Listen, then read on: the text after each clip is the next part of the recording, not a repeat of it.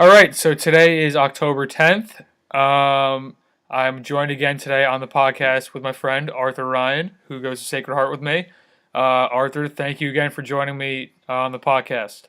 Well, you're so welcome, Mike. To begin, let's talk about New York football and how both the teams are now struggling. To begin, the Jets now fall to a 1-4 record after their most recent loss to the Pittsburgh Steelers. Their other losses come from the Cincinnati Bengals and the Kansas City Chiefs, as well as the Seahawks. Um, Arthur, I don't know if you were watching the game yesterday or not, but in the fourth quarter, the Jets were down by 2 scores to Pittsburgh. And under 8 minutes, the Jets had a chance on 4th and 1 to go for it and try to make it a competitive game. Instead, head coach Todd Bowles decides to send out the punting team. Okay, so that's the first move he makes. Now, with around 6 minutes left to go in the game, Todd Bowles, with 4th and 2, still down by 2 scores, elects to punt again. Pretty much giving Pittsburgh and Big Ben the whole entire game and the clock to run out. Is it time to fire Todd Bowles? It's time to fire Todd Bowles. I honestly think it is. He coached the Jets to a 10-6 record last year. This year, it's just unacceptable. I understand that they're playing a tough division, and now next week they have to play Arizona. The Jets, the AFC, well, they're with the Patriots, the Dolphins, and the Bills. And the Bills is where the Jets got their first and only win of the season. Don't want to say anything, but the Bills did beat the Patriots.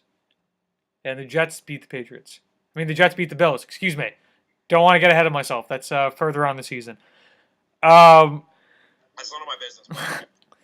With the Jets' upcoming schedule, they're playing Arizona, they're playing the Ravens, they're playing Cleveland, and they're playing Miami. Is it realistic that the Jets can maybe get back to 500?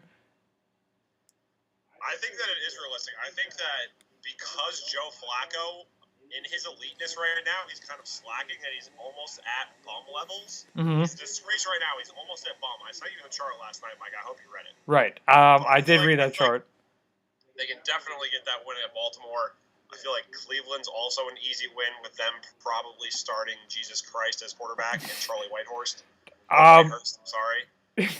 To continue, before I continue, the Browns made legit 3 different QB swaps in the span of 2 minutes of yesterday's game against the Patriots.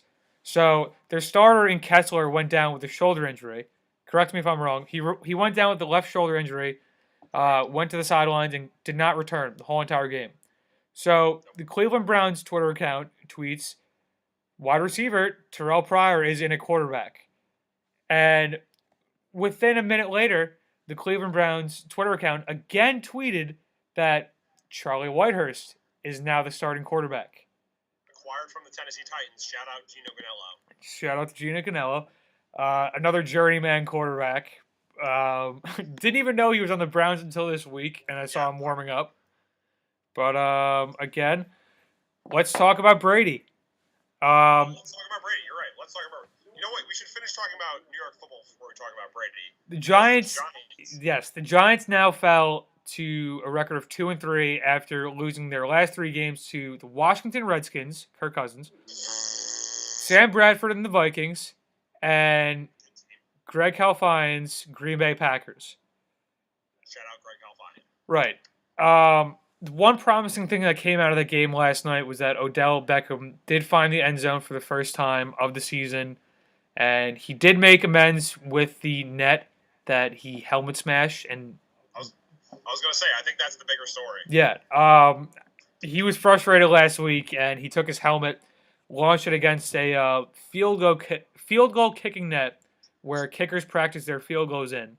And Odell Beckham just took his helmet, ripped it as hard as he could, smashed it against this net, and the net came flying down right into his face.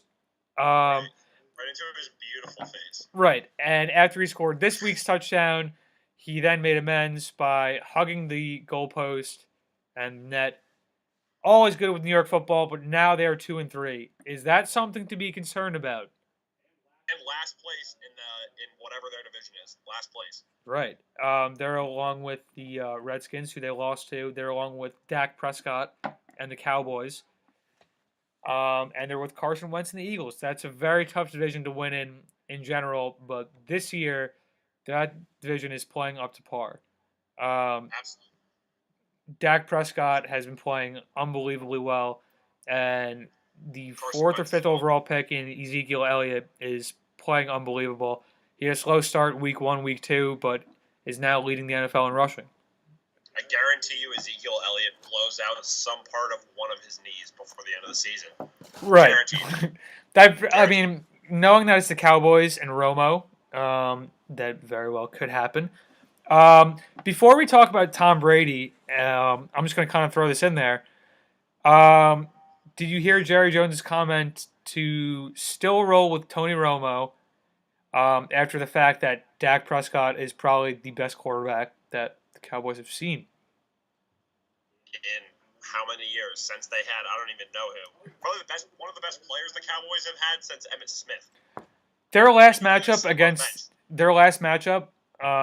whoever they played, it was the Bengals. They smoked the Bengals. And apparently they were studying all of Dak Prescott's pass attempts. And apparently over his 126 or 130 pass attempts in the NFL, prior to facing off against Cincinnati, he did not make one bad decision, according to the scout team of Cincinnati.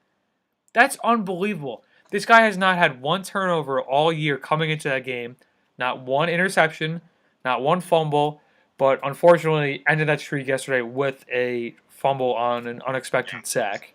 It was a fumble. That was crap. And you know that Cleveland has a good scouting team because they did acquire my man's Harambe. May he rest in peace. Rest in peace. And with that, I guess we'll talk about your New England Patriots. No more Jacoby Brissett. No more Jimmy Garoppolo. Cousin Tom Brady's back. What are your thoughts? My cousin Tom Brady. He is my actual cousin.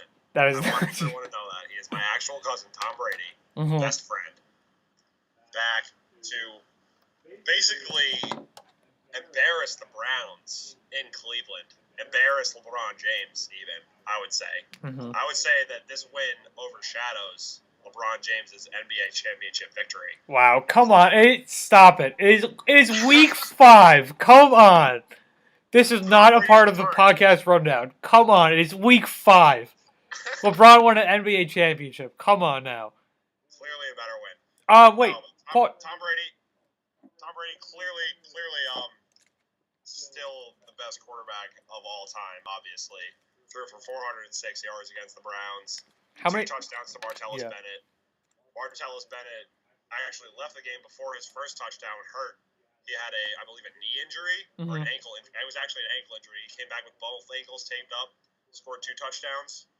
Just shows you the grit of the Patriots and Bill Belichick, really. The grit of Bill Belichick, yeah. He's really working on the field.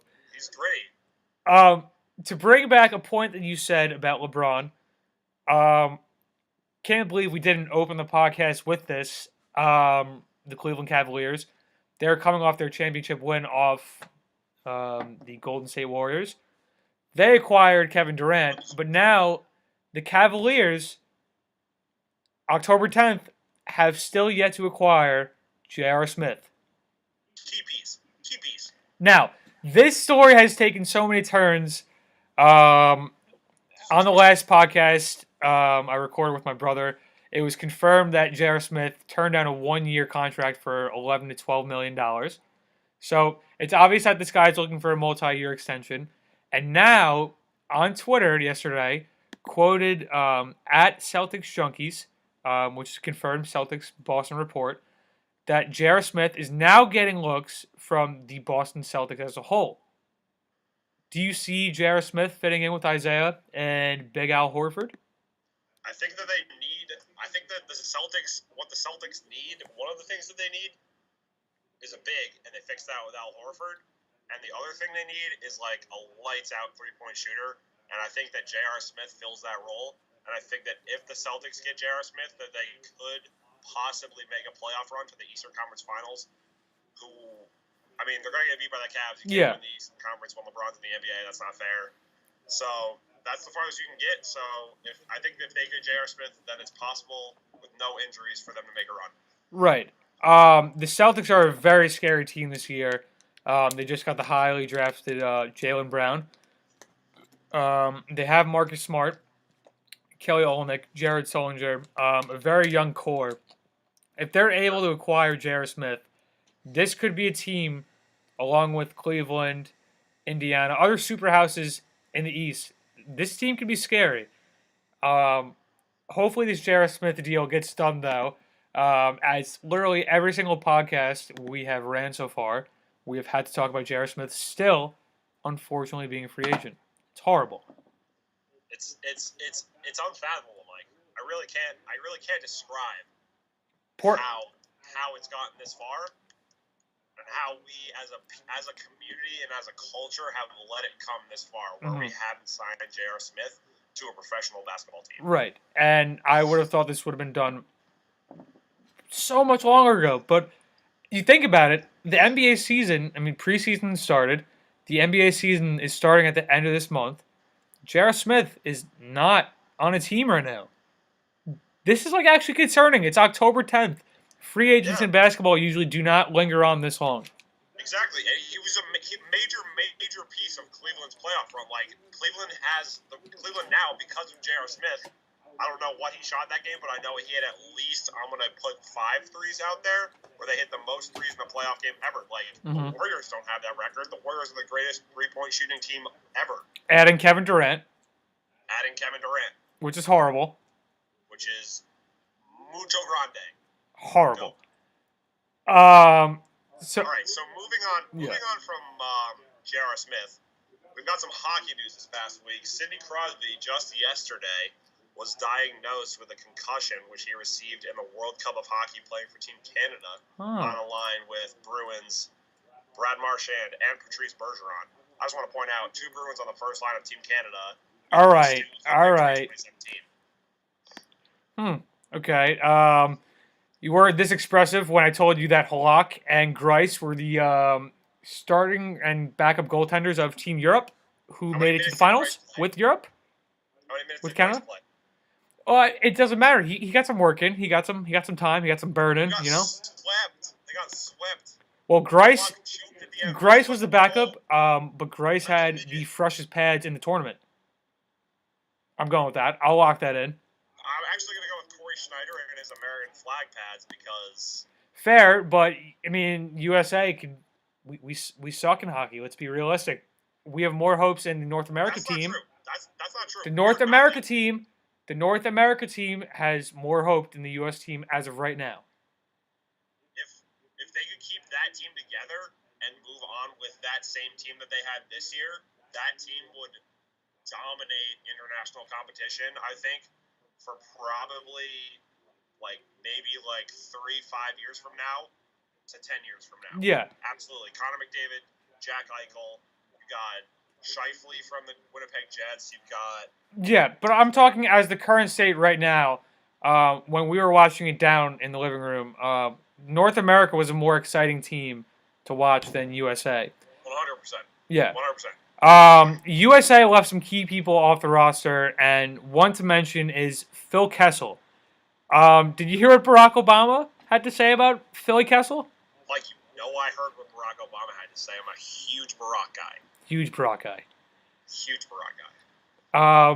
Barack Obama went on to say that when celebrating their title, we are here to celebrate an extraordinary achievement. Phil Kessel is a Stanley Cup champion. End quote. Wow. Let me start another quote. Phil Kessel is not a U.S. Olympian, and that is horrible. That is horrible. But I just want to point out, for those of you that may not know, Phil Kessel, drafted by the Boston Bruins, traded to the Toronto Maple Leafs for a first-round pick, which the Bruins used to select Tyler Seguin. Fair. Very fair. Tyler Seguin, complete stud. Boston Bruins traded him. Complete stupid move. Don't agree with it. Mm-hmm. Don't agree with anything they do, trading young players. Right, that's the Islanders. Phil Kessel stuck in the mediocre capital of the world, the entire planet, which is Toronto. Shout out Drake, Six God. Views. Finally gets traded to a team that has somewhat of a chance. The Penguins made a pretty extraordinary playoff run. They have contributions from Brian Rust, among other players brought up from the AHL for the playoff run. Mm-hmm. Great all-around team. Gotta respect Sidney Crosby. Gotta respect that team. In other news, Nail Yakupov, the 2012 number 1 overall selection. Yeah, I just saw this. By the Edmonton Oilers, traded to the St. Louis Blues, and he said, and I quote, "Finally on a winning team, I don't know what winning feels like." Throwing shade at Edmonton. That's not a shot at the Oilers, then I don't know what is, but I feel like it's a deserved shot at the Oilers because they have the 2011 first-round pick overall, which you draft, Taylor Hall, complete stud muffin, trade him to the New Jersey Devils, great trade, love the New Jersey Devils, hate Edmonton. Then they draft Nail Yakupov, and then the next year, or not the next year, 2 years later, they have the second pick in 2013, forget who they drafted. 2014, they draft Ryan Nugent-Hopkins, and then finally in 2016, they draft Connor McDavid. The captain!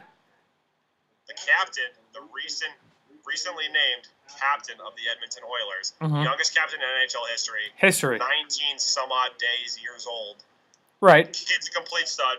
He was born. I'm 21 years old. I was gonna say I'm 20. I'm turning 21 in 9 days, but we are older than this kid. This kid is sitting in a penthouse in Edmonton, probably drinking a mimosa. Right. Probably doing whatever the hell he wants because he's the GOAT. Right, and we're sitting here podcasting and talking about how good this kid is, and you know what? Kudos to him. 1 year younger than him. I just want to say that Connor McDavid, I don't remember ever watching. I watched hockey since Mario Lemieux was in the league in the 90s, early 2000s. Very good. Ever seen a player move the way that Connor McDavid does. He is unnatural. Very good playmaker. Did you hear what Tampa Bay had to do recently with St. Louis?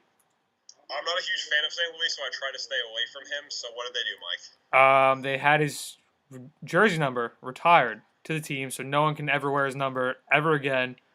Your thoughts on that? Was it earned? You see, with the Tampa Bay Lightning, I don't believe that Marty St. Louis is a Hall of Fame player, but if you just take his career from the Tampa Bay Lightning when he was playing with a young Vincent Lecavalier, then I believe that it's deserved to have his jersey retired because he basically brought them their first Stanley Cup. Him and Lecavalier basically dragged the Stanley Cup away from Edmonton. Jarome Iginla led Edmonton, keeping Jarome Iginla one of the greatest hockey players of all time. Stanley Cup-less. So I think you've got to give it to Marty. I'm not a huge personal fan of him because I don't like short people, but I guess you got to give respect in the sense of his Tampa Bay career. To finish off with the New York hockey, just recently, newly acquired P.A. Parenteau of the New York Islanders has now been waived. Didn't even get a chance to play a game yet, and this guy's waived. He got a tryout. They had their tryouts, and I think that from that, I don't know, they acquired him off of waivers from the Colorado Avalanche.